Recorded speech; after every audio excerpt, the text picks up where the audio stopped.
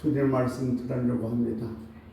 사람의 뜻은 다 제어시켜 주옵시고 오직 사랑하는 마음으로 주의 말씀을 전할 수 있도록 성령께서 붙들어 주옵시고 이 시간이 정말로 행복하고 귀한 시간 될 수 있도록 역사하여 주옵소서. 시점을 주께 의탁하며 살아계신 우리 주 예수 그리스도 이름으로 간절히 기도 올려옵나이다. 아멘. 오늘도 주님의 이름으로 환영하고 사랑하고 축복합니다. 한 달 동안 여러분과 함께 하신 주님께 영광 돌리며 8월도 여러분이 좀 더 건강하고 복된 한 달 되기를 주의 이름으로 간절히 축복합니다. 지명자들 정준호 목사님, 그리고 김영수 장로님, 캐나다에 있는 전사원 집사님, 그리고 제 노조부 집사님도 8월 내내 하나님 남다른 은혜와 축복이 있기를 주의 이름으로 간절히 소원합니다. 아멘. 스웨덴이라는 세계적인 복음가수 레나 마리아의 이야기입니다. 그는 발로 쓴 내 인생의 악보 해피데이즈로 아주 유명한 천상의 목소리의 주인공입니다.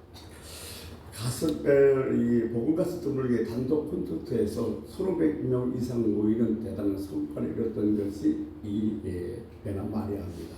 그런데 그는 스웨덴의 한 마을에서 태어났는데 태어날 땐 두 팔이 없고 한쪽 발이 짧은 중증 장애인으로 태어났습니다. 담당 의사는 그를 시설로 보내기를 원했습니다만 그들 부모는 하나님께서 저희들에게 주신 자식이라고 생각하고 신앙으로 정상인과 똑같이 키웠습니다. 그는 장애인 올림픽에서 수영에 참가해서 4개의 금메달을 따왔고 대학을 졸업한 다음에 복음가수로 전향해서 세계로 돌아다니면서 하나님의 사랑을 전했습니다. 우리나라도 와서 공연한 적이 있습니다. 그는 1995년도에 아주 정상인 비올라 연주자인 클리벨과 결혼하여 지금도 스웨덴에 살고 있습니다. 그녀의 찬양인 내 인생이라는 곡에서 그는 이렇게 고백하고 있습니다.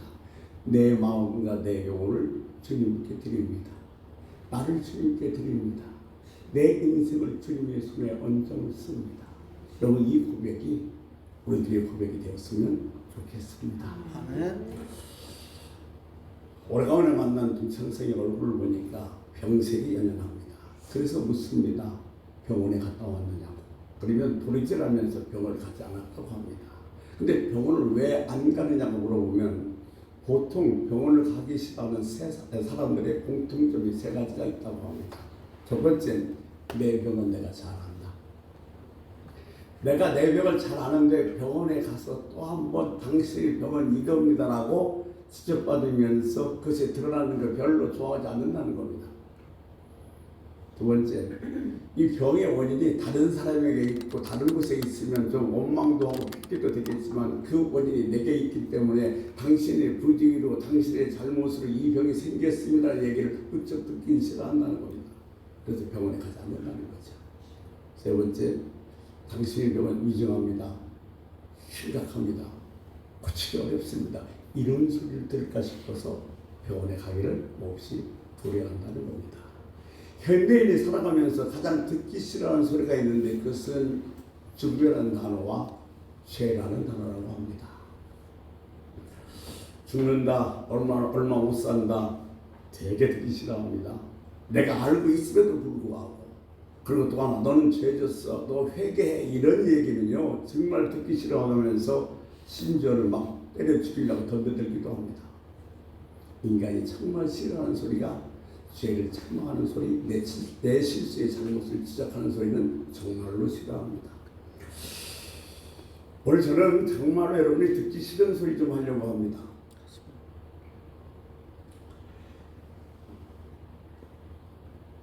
왜냐하면 우리는 듣기 싫은 소리는 잘 들으려고 하지 않습니다. 듣기 좋은 소리는 들으려고 합니다. 근데 여러분 듣기 좋은 소리만 들으면 결국 나는 교만해져서 나가 떨어지게 되어 있습니다. 듣기 싫은 소리에서 모든 문제의 원인이 발생합니다. 그러면 내가 듣기 싫은 소리는 가만히 들어보면 다 옳은 얘기입니다. 그 얘기가 맞는 얘기입니다. 그러니까 그 얘기를 듣기 싫어하면 나는 결국 내 인생의 문제점을 고칠 수 없다는 겁니다. 여러분, 나에게 좋은 얘기보다도 싫은 얘기에 더 귀를 기울일 수 있는 은혜가 있기를 주님을 소원합니다. 언제든지 문제의식은 여기서 출발하기 때문에 그렇습니다. 보세요. 역사적으로 계시적으로 맨 처음의 사건인 에덴 동산의 사건도 같은 원인인 것입니다. 성경에 기록되어 있는 에덴 동산의 사건은 도대체 우리들에게 어떤 메시지를 주기 위해서 기록된 것일까요? 여러분들 잘 아다시피 에덴은 낙원이다, 파라다이스다 이게 아니라 인간의 타락으로 말미암아 저질러진 하나님과의 관계가 어그러진 다음에 일어난 그 죄의 결과를 설명해 주기 위해서 에덴 동산의 이야기를 성경에 기록하는 것입니다. 그래서 우리는 성경의 첫 장에서 아담과 하와의 죄를 보게 되고 두 번째는 가인이 아벨을 죽이는 살인 사건을 보게 되는 겁니다. 이것이 우리들이 인류 역사의 처음의 시작이라고 성경에서 얘기해 주고 있습니다. 그러니까 우리 인류 역사의 시작은 살인 사건으로부터 시작되고 있는 일이었던 것입니다. 에덴 동산에서 쫓겨난 아담 하와 이후에 에덴 동산의 동쪽에서 어떤 일이 일어나냐면 딱 둘 뿐이 형제입니다. 근데 형이 아우를 죽이는 엄청난 살인 사건이 벌어지게 됩니다. 근데 이 살인 사건은 어찌하여 벌어졌는가 하면 하나님과의 관계가 잘못되고 말미암아 그것이 그 살인 사건으로 이어지게 되었다는 것입니다. 이 말씀은 뭘 얘기해 주고 있냐면 죄의 결과가 얼마나 무서운지를 우리들에게 설명해 주고 있는 것입니다. 여러분, 선악과를 따먹으면 정령 죽으리라는 그 말씀이 그대로 이루어진 겁니다. 아담과 하와가 죄를 지은 것이 하와의 탓일까요? 뱀의 탓일까요? 아니면 선악과를 따먹었을까요? 물론 그렇습니다만 진짜 이유는 먹으면 내가 정령 죽으리라는 이 말씀을 불순종했기 때문에 그렇습니다. 이 말씀은 소홀히 했습니다. 이 말씀을 거역했습니다. 이 말을 믿지 않았기 때문에 그런 결과가 일어나게 된 것입니다. 이 살인사건은 사회의 문제, 경제의 문제, 도덕의 문제가 아니라 하나님과의 관계의 문제입니다. 경건을 살인사욕으로 세속화시키므로 말미암아 하나님께 드리는 그 예배가 어그러져 버렸습니다. 그 어그러져 하나님과 관계가 잘못되니 그런 엄청난 결과의 살인사건이 일어나게 되어진다는 겁니다. 여러분, 우리는 하나 꼭 기억할 것이 있습니다. 어떻게 하든지 예배에 성공해야 된다는 사실을 잊지 마십시오.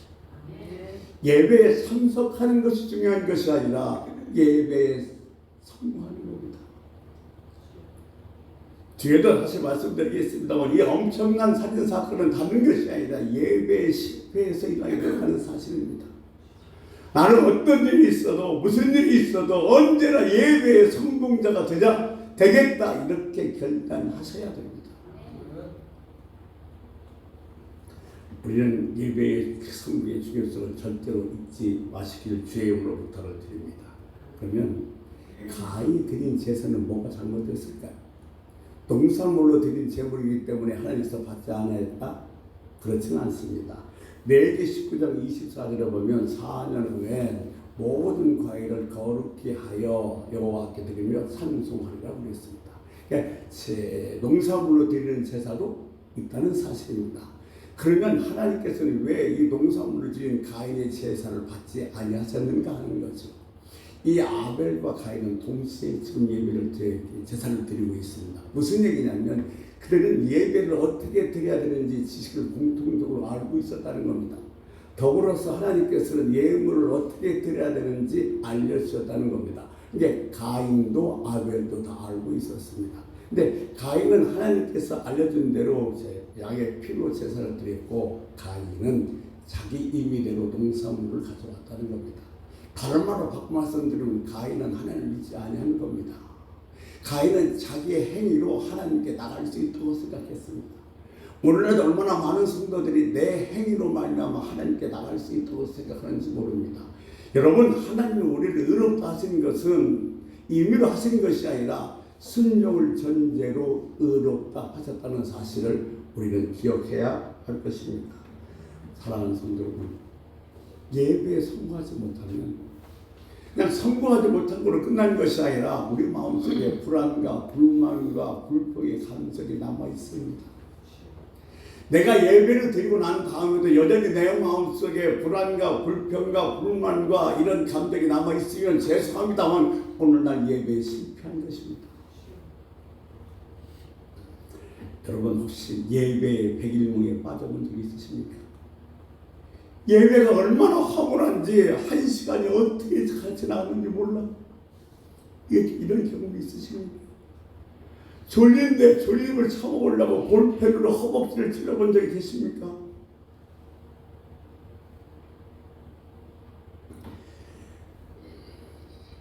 주일날 아침 예배는 가장 기다리고 신나는 시간이든지 아니면 한 주간 살면서 가장 지루한 시간이든지 둘 중에 하나입니다.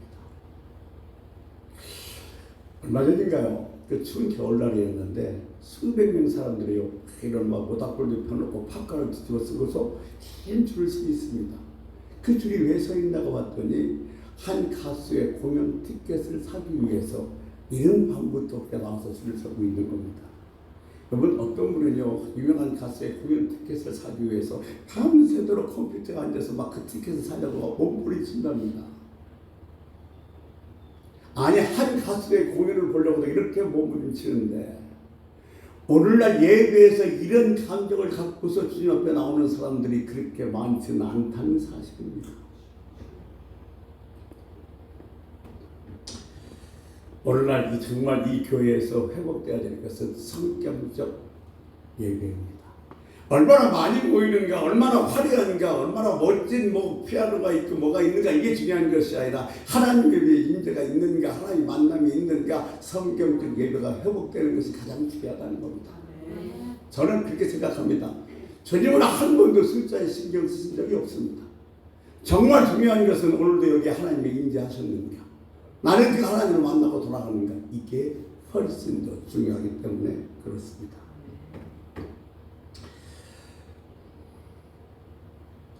예배에 있어서 여호와의 이름, 하나님의 이름은 아주 중요한 의미를 차지하고 있습니다.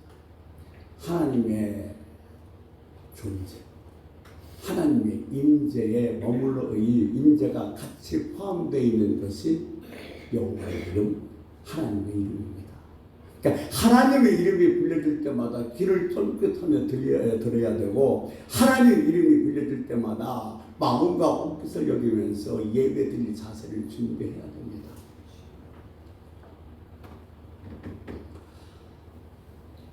이스라엘 백성들은 이 성경을 쓰다가 여호와 야훼가 나오면 붓을 빨아서 새로 썼습니다.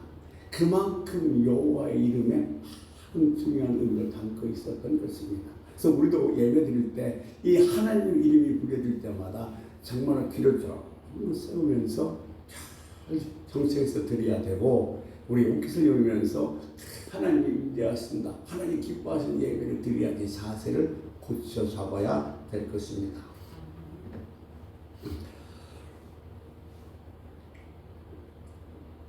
칼 마르크라는 그 학자, 철학자는 이런 얘기가 있습니다. 모든 문제는 경제에 있다.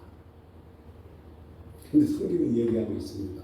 모든 문제는 경제에 있는 것이 아니라 하나님과의 관계에 있다.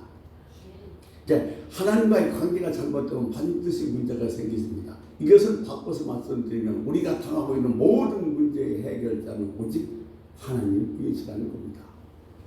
온전히 거기서 나왔으니 해결책도 하나님밖에 없다는 것이죠. 인간이 하나님의 불순종에서 하나님과 관계가 깨지면서 모든 사건이 일어나고 에덴 동산의 아담과 하와의 사건도 마찬가지인 겁니다.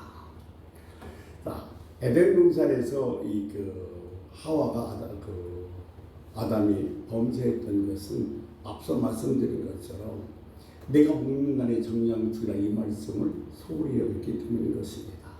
여러분 오늘 본문은 살인 사건 그 자체가 아닙니다. 이 살인사건이 왜 어떻게 일어났는가 하냐면 이 살인사건의 중심에는 하나님께 드리는 종교행위가 있는 겁니다. 예배가 실패하다 보니까 결국 예배에 실패해서 이 엄청난 살인사건이 일어나게 되었다는 것입니다. 여러분 예배에 실패한 가인의 모습을 보십시오. 그런 고통과 갈등과 고민과 번민에 빠져 있습니다. 그 번민은 어떻게 인간이 할 수 없었던 그런 번민인데 그 원인은 바로 하나님과의 관계가 깨져 있기 때문에 그렇습니다. 그런데 이것이 마지막은 아니었습니다. 이 가인이 다시 추스려서 하나님께 새로운 예배를 드렸으면 됐습니다.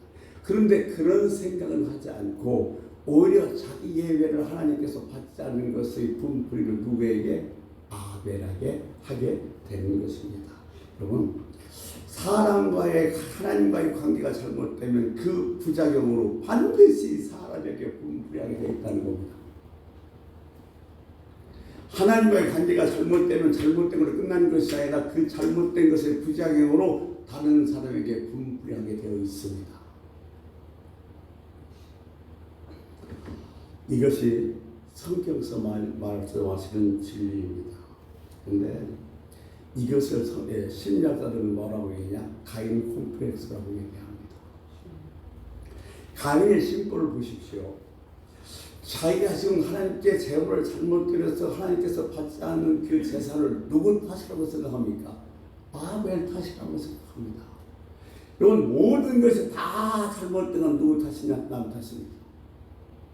내가 잘못 사는 것도 남이 잘 살기 때문이고, 내가 실패한 것도 다른 사람이 성공하기 때문이고, 심지어는 내 기도가 응답되지 않는 것도 다른 사람의 기도가 응답됐다는 옹졸한 심보를 갖고 있는 것, 이것이 바로 가인 컴플렉스입니다.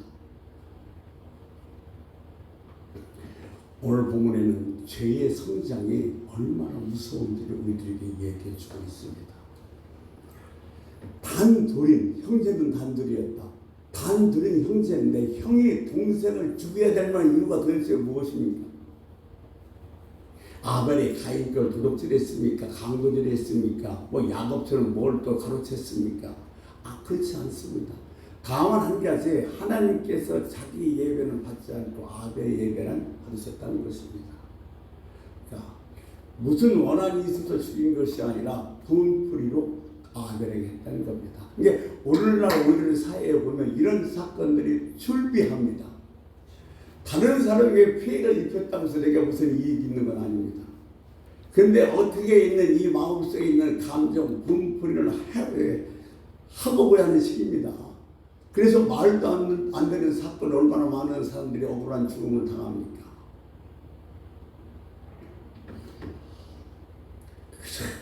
내 속을 못 이겨서 엉뚱한 사람에서 분풀이하는 것, 화풀이하는 것뿐이에요. 그런 것을 말하고 나면 내 병의 심령에서 발악하는 겁니다.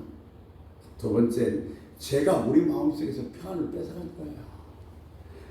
마음의 평안이 질투로 발전하고, 질투로 발전하게 되면 분노하고 폭발하게 되어 있습니다. 그러니까 마음속에 있는 죄가 여러분 그대로 있는 것이 아니라 그 죄가 자라면 반드시 말과 행동으로 나가고 폭발해서 엉뚱한 사건을 저지르게 되어 있다는 겁니다. 그래서 여러분 머릿속에 있는 그 죄를 대충 처리하려고 하지 마십시오. 죄를 그대로 두면 그 죄는 반드시 자라서 그 죄가 밖으로 튀어나와서 엄청난 사건을 일으키게 되어준다는 사실입니다. 우리는 살인 그러면 육체를 죽이는 것만 생각하는데 절대 그렇지 않습니다. 여러분 이런 말 알죠? 다른 사람의 기를 죽이는 것도 살인이다. 내 말로 누군가의 상처를 받고 가슴 아파했다면 내가 그 사람을 죽인 거랑 똑같습니다. 살인의 원인을 제공하는 겁니다. 그러니까 우리는 얼마나 많은 사람들에게 가슴 아프게 하며 상처를 주고 삽니까? 우리는 알게도 모르게도 수많은 사람들을 죽여 살고 있다는 사실을 우리 인식해야 됩니다. 나 때문에 우는 사람이 있습니까? 나 때문에 서운해서 상처 입은 사람이 있습니까? 아니면 나를 미워하는 사람이 있습니까? 내가 미워하는 사람이 있습니까? 바로 여기에서 살인적 행위가 시작된다는 겁니다. 여러분들 잘 아는 말씀, 야고보서 1장 15절에 뭐라고 말씀하시냐면, 욕심이 잉태한 즉 죄가 장성한 즉 사망에 이릅니다. 죄가 뭐예요? 장성한, 자랐다는 겁니다. 그러니까 내 마음에 있는 죄는 절대로 그렇게 그대로 있지 않습니다. 싹이 나고 자라게 되고 자라게 되면 결국 나는 뭐요? 사망에 이르게 된다는 것이 성경의 말씀인 것입니다. 이 죄는 싹이 나면 자라게 돼 있고 자라면 반드시 무서운 결과와 사건을 일으키게 되는 겁니다. 여러분 중병일수록 잠복 기간이 깁니다. 어떤 병은 10년, 20년 잠복 기간을 거쳐서 그 병이 나의 증상이 나타나기도 합니다. 죄도 마찬가지입니다, 여러분. 내 마음속에 있는 죄를 내가 정말로 잘하지 못하게 회개하지 않으면 그 죄는 반드시 살아서 5년, 10년, 20년 후에도 엄청난 사고와 사건을 일으키게 되어져 있는 것입니다. 일단 죄가 내 안에서 살아서 하게 되면 내가 어떻게 감당할 수가 없습니다. 내가 이게 죄가 있다고 생각. 우리는 보통 죄를 지면 가책을 느낍니다. 근데 가책을 느끼면 반드시 회개로 연결돼야 됩니다. 가책을 느낀 것을 끝나버리면 안 됩니다. 회개로 연결될 때 비로소 내 안에 있는 죄는 사라지지 않게 되어진다는 것입니다. 죄는 철저하게 회개하십시오. 왜냐하면 이것이 내 인생을 망가뜨리기 때문에 그렇습니다. 오늘 본문에 보십시오. 가인이 안색이 변하여 분하여 안색이 변합니다. 근데 여호와께서 가인에게 말씀하십니다. 네가 안색이 변하여 분하면 어찌미고? 지금 얼굴이 변했습니다. 죄송합니다. 이런 표현을 써서 혈색이 변했어요. 얼굴이 썩었습니다. 바로 여기에 문제가 있는 거예요. 죄가 슬그머니 내 마음속에 들어와서 그 죄가 점점 자라게 시작하면 분이 나고 안색이 변하고 결국은 뭐요? 폭발해서 엄청난 죄를 짓게 되어진다는 겁니다. 죄는 누가 짓느냐? 인간이 짓니다. 근데 이 죄를 놓고 회개하지 못하게 만드는 게 뭐냐? 사단입니다. 여러분 우리는요 죄를 지으면 때로는 내가 왜 그랬지? 회개도 합니다. 그리고 아쉬워도 합니다. 또 가슴 아파도 합니다. 그런데 그렇게 회개하지를 못하도록 하는 사람인 것이 누구냐? 마귀라는 거예요. 우리는 혼자 있을 땐 회개하고 싶어요. 그래 내가 잘못했지. 내가 회개해야겠다. 그런데 사람들 앞에 서면 그 회개하는 마음이 싹 사라져버리고 말입니다. 그것은 이미 사단이 내 마음속에 들어와서 나를 점령했기 때문에 그렇습니다. 여러분 회개하기 위해서 세 가지가 필요합니다. 회개의 말씀이 필요하고 되고 정직해야 되고 진실해야 됩니다. 그럴 때 비로소 우리 회개할 수가 있는 겁니다. 죄는 부끄러워해도 회개는 부끄러워하지 말라고 했습니다. 시편 51편 17절에 보면 하나님께서는 통회하는 자의 마음을 멸시하지 않는다고 했습니다. 에레미야서 3장 13절 말씀에 보면 오직 너는 죄를 자복하라고 했고 에스겔서 18장 30절 말씀에 보면 회개하고 모든 죄에서 떠나라고 했고 호세아 6장 1절의 말씀에 보면 여호와께 돌아가자고 그랬습니다. 회개하자는 이야기입니다. 그런데 사단이 이걸 가로막습니다. 야, 죄지경 너 혼자뿐이냐? 다 그렇게 살아. 세상이 그렇게 만들었어. 사회가 그렇게 만들었어. 핑계를 대면서 내 죄를 정당화시키는 것이 사단의 한 일입니다. 여러분, 이 죄도 내가 다스릴 수 있을 때 다스려야 됩니다. 처음에는 제가 별것 아닌 것 같지만 그 죄를 다스리자고 그냥 두면 결국 얼마 가지 않아서 나는 죄의 종이 되어버리고 맙니다. 내 생각도 내 감정도 내 생활도 다 죄의 노예가 돼서 살아가고 있다는 사실입니다. 그래서 내 마음의 죄가 자라지 않도록 절대로 여러분 철저하게 회개해야 한다는 사실을 잊지 마십시오.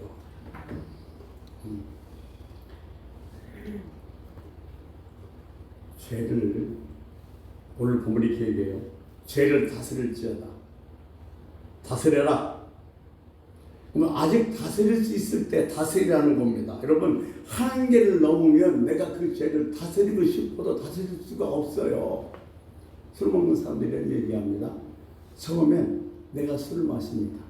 근데 나중에 술이 술을 마십니다. 그 나중에 술이 나를 마셔버립니다. 내가 처음에 술 한 잔 먹을 때는 내가 먹을 수도 있고 안 먹을 수도 있습니다.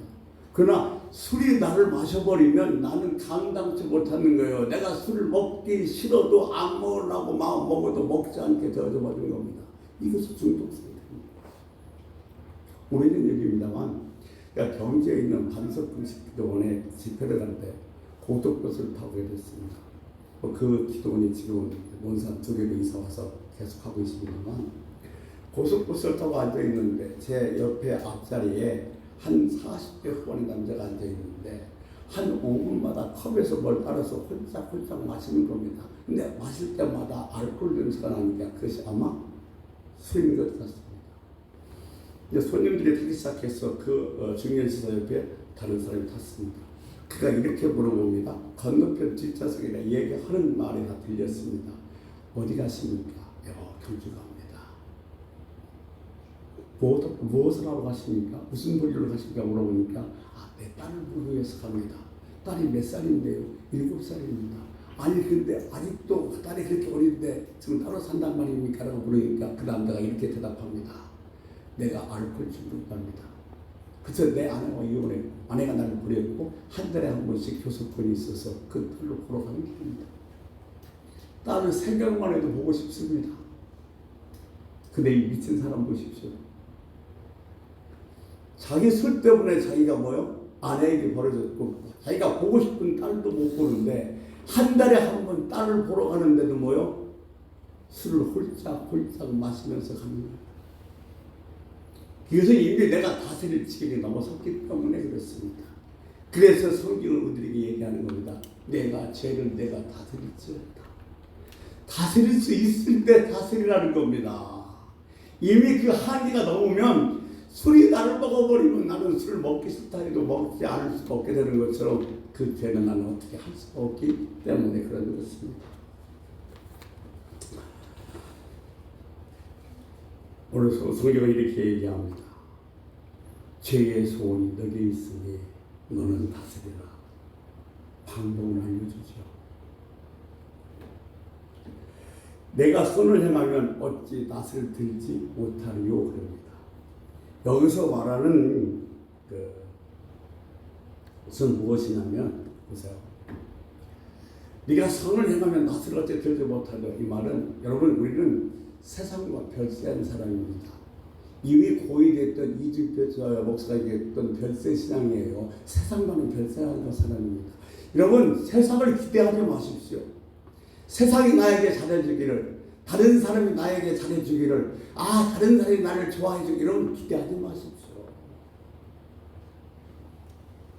내가 해야 된다는 겁니다. 누가 나 미워하는 사람이 있어요? 또 내가 내 마음속에 미워하는 사람이 있습니까? 그러면 그를 내가 잘 섬기고 선하게 대하고 대접하라는 겁니다. 그것이 그 미움을 이기는 방법이라는 겁니다. 미움은 오직 사랑으로만 이길 수밖에 없습니다. 선으로만 나를 이길 수 있습니다. 모세는 인내로만 이길 수 있습니다. 생각하라, 사모하라, 알아라, 깨달아가 아닙니다. 행하라입니다. 여러분 아는 게 중요한 것이라 아는 것이 중요한 것이라 행하는 것입니다. 그럼 우리 그런 얘기예요. 이렇게 설교 시간에 그때 듣기 싫은 소리 하면 나중에 가면서 그런 소리 합니다. 나들이라고 하는 소리인데 맞습니다. 들으라고 하는 소리예요. 그러니까 싫은 소리에 귀를 기울일 줄 알고 나를 바꿀 줄 아는 것이 정말 신앙이 좋은 하나님의 사람인 줄 믿습니다. 자, 마지막에 낯을 들다라는 말을 생각해 보도록 하겠습니다. 내가 선을 행하면 어찌 낯을 들지 못하리요 그랬습니다. 여러분 낯을 들어야 됩니다. 수업 시간에도 보면요, 고개 숙인 학생은 절대로 점수가 좋지 않습니다. 근데 수업 시간에 자세가 똑바로 해서 선생님에 주목하는 사람은 성적이 좋을 수밖에 없습니다. 오늘 하나님도 이렇게 말씀하시는 게 낯을 들어라. 나를 봐라. 내 얼굴 좀 봐라. 나도 내 얼굴이 보고 싶다. 나는 내 머리가 아니라 나는 네 얼굴이란다. 내 얼굴 좀 나를 향해 나 좀 봐라. 내 낯을 들으라고 오늘 여기 이렇게 말씀하신 줄 믿습니다. 신앙생활도 마찬가지입니다. 고개를 숙여버리면 설교도 기도도 찬양도 다 어그러져 버리고 맙니다. 내 얼굴을 보라. 나를 바라봐라. 나를 주목해라. 이것이 죄를 이길 수 있는 길이라고 성경을 가르쳐 주는 것입니다. 여러분, 하나님의 낯을 피하지 마십시오. 피할 수도 없습니다. 하나님 낯과 내 얼굴이 같이 마주칠 때 하나님과의 관계가 다시 회복되고 정상화 되면서 모든 문제는 해결될 수가 있는 것입니다. 사랑하는 성도 여러분, 지금 하나님과의 관계를 개선하는 길은 회개뿐입니다. 여러분, 여러분이 정말로 아름답고 복된 삶을 살기를 원한다면 예배에 성공하십시오. 아멘. 나는 무슨 일이 있어도 예배에 성공해야 되겠다. 이것이 여러분 7월을 정의하면서 8월로 넘어가면서 여러분이 다짐해야 될 아주 귀한 다짐이라고 생각합니다. 여러분, 또 한 번 하겠습니다. 오른손 주먹을 먼저 드십시오. 딱 오른손 들고 제가 예배를 여러분 성공하자 이렇게 딱 외쳐서 정말 또 소리가 작으면 클 때까지 계속 하겠습니다. 예배! 회복하자. 예배! 회복하자. 성공하자. 더 크게 하셔야 돼요. 예배! 아멘. 여러분, 난 예배에 성공하겠습니다. 이렇게 통성으로 기도하시다가 자연스럽게 마무리하도록 하겠습니다. 주여 한번 부르시고 통성으로 기도하시겠습니다. 주여!